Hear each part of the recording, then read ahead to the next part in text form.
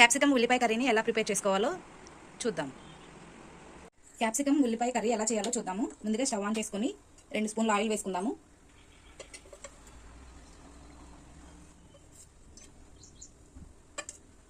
మనం రొటీన్గా చేసుకునేలాగా కాకుండా ఇలా ట్రై చేస్తే అసలు చాలా బాగుంటుంది, డిఫరెంట్ టేస్ట్ వస్తుంది అన్నమాట. ముందుగా కొంచెం జీలకర్ర వేసుకుందాము.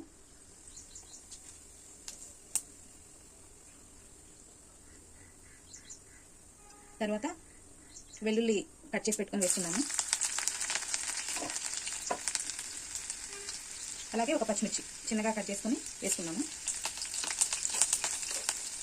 ఇప్పుడు మనం ఉల్లిపాయలు వేసేస్తున్నాము. వెంటనే క్యాప్సికమ్ కూడా దీనిలోనే మిక్స్ చేసేసుకోవాలి, విడివిడిగా అవసరం లేదు. 2 ఒకసారి వేసుకొని ఫ్రై చేసుకోవాలి.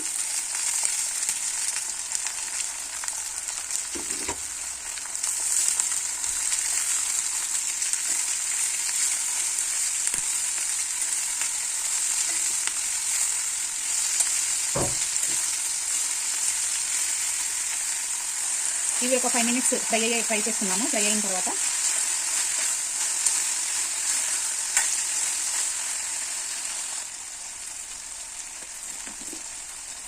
ఇప్పుడు కొద్దిగా ఉప్పు వేసుకున్నాము.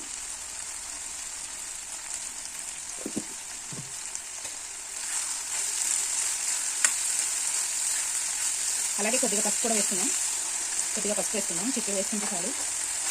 ఇవి ఇలా ఫ్రై అవుతూ చక్కగా నీట్గా ఫ్రై చేసుకోవాలి. ఎంత బాగా ఫ్రై అయితే అంత మంచి టేస్ట్ వస్తుంది అన్నమాట.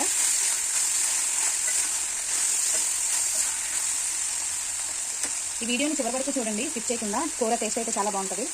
మీకు నచ్చితే ట్రై చేయండి, లైక్ చేయండి, షేర్ చేయండి, కామెంట్ చేయండి. మీరు చేస్తే ఎలా వచ్చిందో కామెంట్ సెక్షన్లో కామెంట్ చేసి తెలియజేయండి. ఇప్పుడు మనం కొద్దిగా ధనియా పొడి, తర్వాత జీరా కలిపి దంచి పెట్టుకున్నది, దంచానండి, ఇది నేను దంచి పెట్టాను. అలాగే వేరుశనగ పప్పులు వేయించి దాన్ని కూడా కచ్చాపచ్చాగా దంచుకోవాలి, మెత్తగా అవసరం లేదు. మెత్తగా చేస్తే బాగోదు. దీనిలో ఇలాగ ఈ విధంగానే చేయాలన్నమాట. ఇట్లా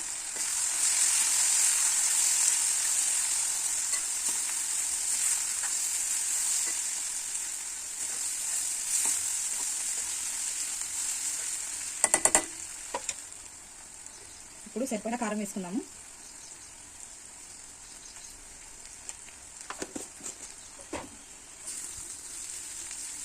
ఇది ఇప్పుడు కొంచెం లో ఫ్లేమ్లో మనం పెట్టేసి మూత పెట్టేస్తే అది చక్కగా కుక్ అవుతూ ఉంటుంది.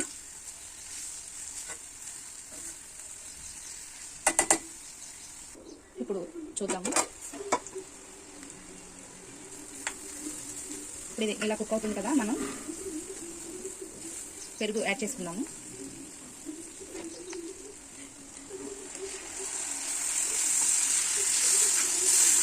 పెరుగు యాడ్ చేసుకున్నప్పుడు సిమ్లో ఉంచేసుకొని మనం చేసుకుంటే చాలా చాలా బాగుంటుంది. ఎందుకంటే హై ఫ్లేమ్లో ఉంటే ఏమవుతుందంటే ఆ పెరుగు ఇరిగిపోయినట్టు అంతా ఉంటుంది. అలా కాకుండా చక్కగా గ్రేవీ లాగా వస్తుంది అనమాట. ఇలాగా సిమ్లో పెట్టేసి ఇప్పుడు మనం మూత పెట్టేసేద్దాము. ఇప్పుడు మనం కొద్దిగా గరం మసాలా వేసుకుందాము.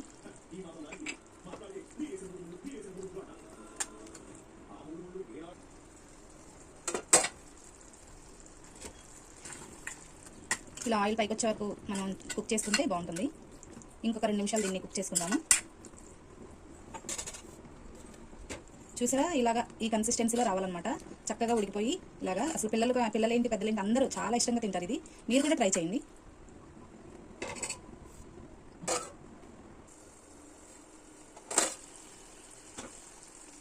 అయిపోయిందండి కర్రీ. చూసారా, ఆయిల్ పైకి వచ్చేసింది.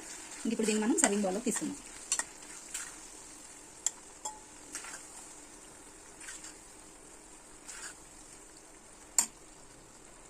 ఎంతో ఇష్టమైన క్యాప్సికమ్ ఉల్లిపాయ కర్రీ రెడీ.